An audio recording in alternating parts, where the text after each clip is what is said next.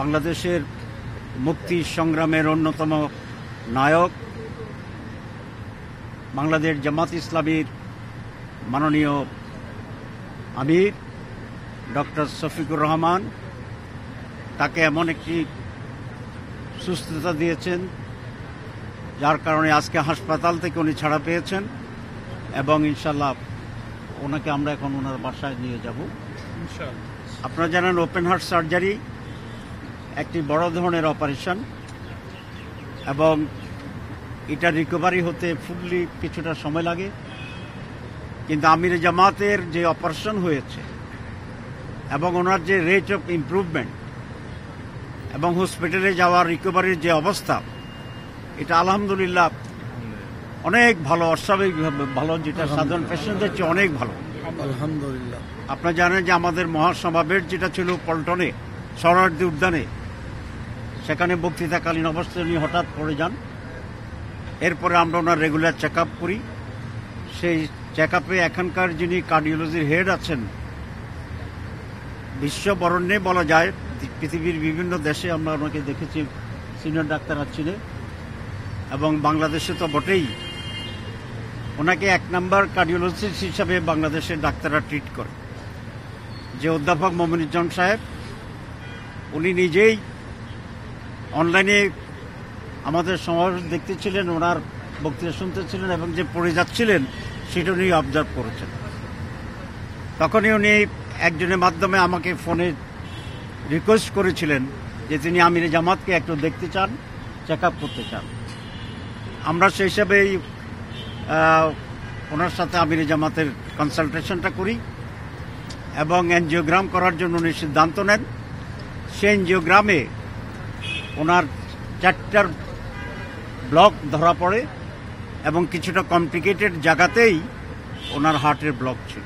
Shea butter ও vitamin E সমৃদ্ধ lily হালাল beauty soap, তারুণ্যময় উজ্জ্বল ত্বকের জন্য।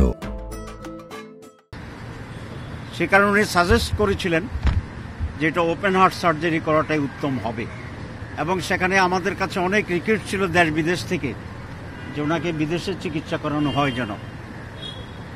আমরা ওনার সাথেও পরামর্শ করেছি, কিন্তু মহতরম আমির জামাত আল্লাহর উপর ভরসা করে দৃঢ় সিদ্ধান্ত দিয়েছেন যে উনি বাংলাদেশেই অপারেশন করতে চান, হার্ট অপারেশন করতে চান।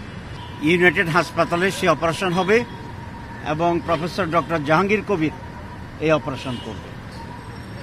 অপারেশন খুবই সাকসেসফুল হয়েছে আলহামদুলিল্লাহ।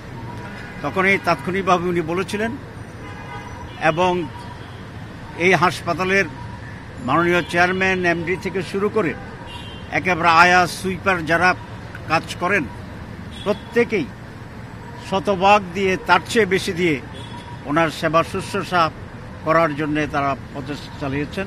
প্রফেসর মমিনুজ্জামান, প্রফেসর জাহাঙ্গীর কবির এবং 2 জন বিজ্ঞ প্রফেসরের যে টিম আছে, সেই টিম এই হসপিটালের যিনি মালিক আছেন, এমডি আছেন, তারা থেকে শুরু করে এখানকার যারা দারোয়ান, পিয়ন, সুইপার, সিকিউরিটি থেকে সর্বপর্যায়ে ব্যক্তিদের প্রতি বাংলাদেশ জামাত ইসলামীর পক্ষ থেকে এবং এই জাতির পক্ষ থেকে অত্যন্ত কৃতজ্ঞতা জানাচ্ছি এবং আমরা আল্লাহর কাছে মুনাজাত করি আল্লাহ যেন তাদেরকে দুনিয়া আখিরাতে কল্যাণ দান করে। আমি জাতির পক্ষ থেকে বলেছি এই জন্যে, আমাদের মাননীয় আমির এখন কোনো একজন দলের ভিতরে সীমাবদ্ধ ব্যক্তি নয়। পুরা জাতি ওনাকে রেসপেক্ট করে, পুরা জাতি ওনার উপর আস্থা রাখে, পুরা জাতি আগামী বাংলাদেশ পরিবর্তন এবং নেতৃত্বে ক্ষেত্রে ওনাকে একজন অপরিহার্য নেতা মনে করে। আলহামদুলিল্লাহ আমরা এখন ওনাকে বাসায় নিয়ে যাব। ওনার সেখানে আরও 2 সপ্তাহ রুটিন মাফিক ওনার রেস্ট প্রয়োজন হবে, কিন্তু এই জন্য উনি ইনশাল্লাহ কর্মক্ষমই থাকবেন। উনি আমাদের সবাইকে পরামর্শ দিতে পারবেন এবং 3 সপ্তাহ পরে আল্লাহর সাহায্যে যারা আল্লাহর সাহায্যে উনি জনসমক্ষে আমাদের মাঝে আল্লাহর সাহায্যে ইনশাআল্লাহ আবার অ্যাক্টিভ হতে পারবেন, দেশের জন্য জাতির জন্য খেদমত করতে পারবেন বলে আমরা আশা করি। আপনারা দোয়া করবেন।